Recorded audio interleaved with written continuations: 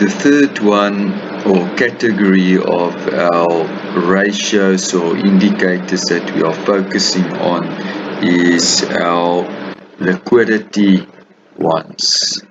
Now, the liquidity of a business has to do the ability of the business to settle its short-term obligations or short-term debt, such as the creditors or short-term loans or a bank overdraft.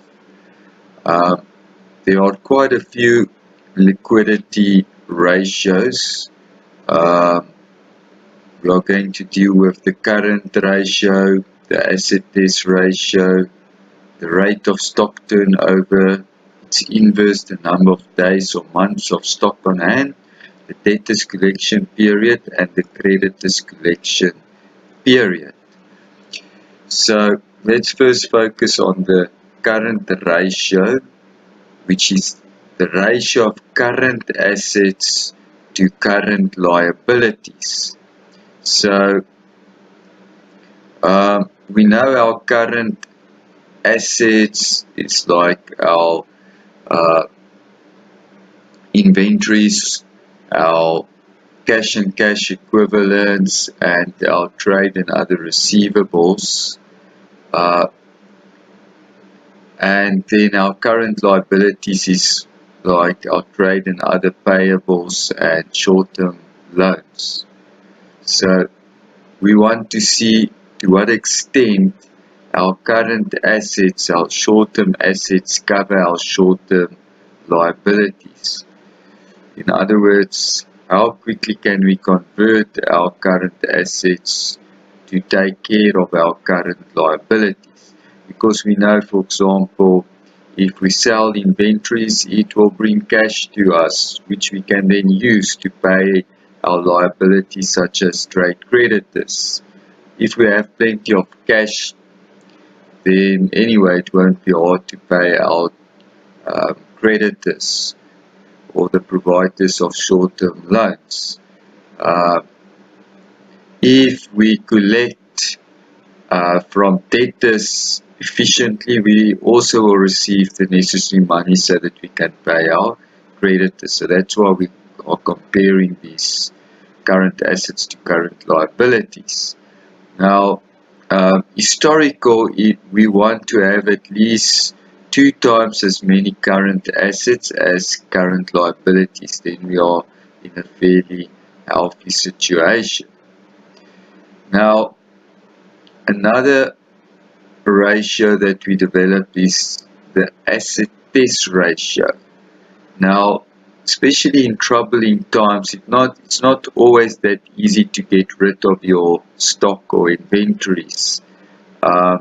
So in cases like that, abnormal situations, when the economy is doing very badly, we want to take the inventory out of the equation. So that's why we subtract from the current assets the inventory and then compare that against the current liabilities. Now in this particular case, we want this ratio to be at least 1 to 1. So our current assets minus our inventory should be at least as much as our current liabilities, ideally.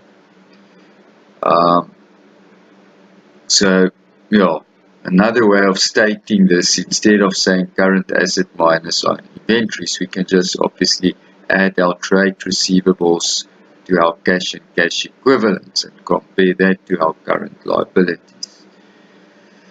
Okay, and it's also important to take note that inventory, we know from our note to our financial statements, include trading stock and the consumables on hand on the last day of the financial year.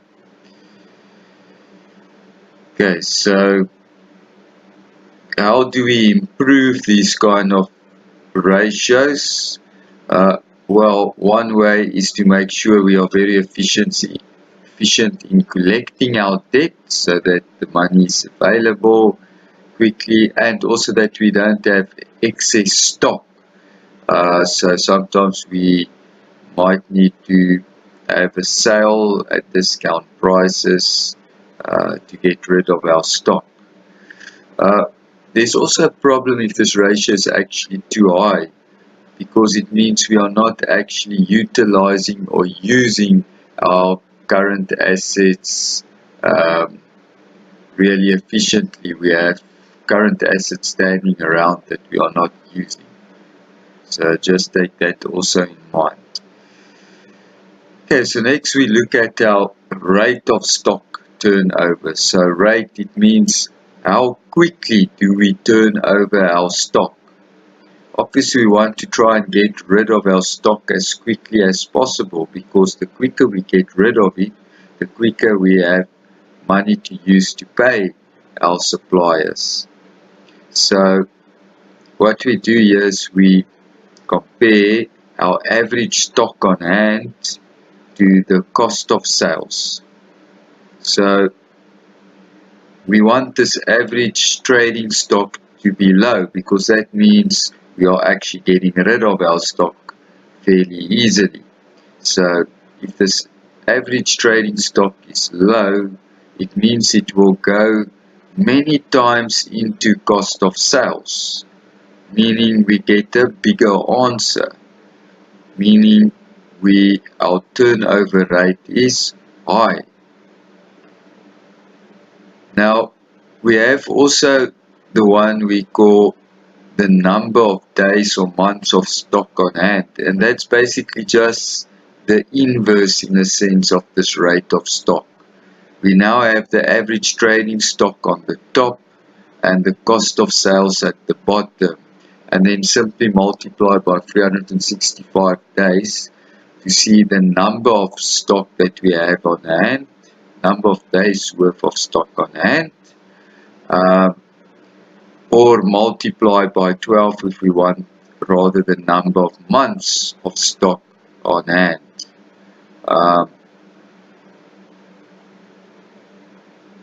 So what we tend to do here is we also like to compare this to previous years indicators.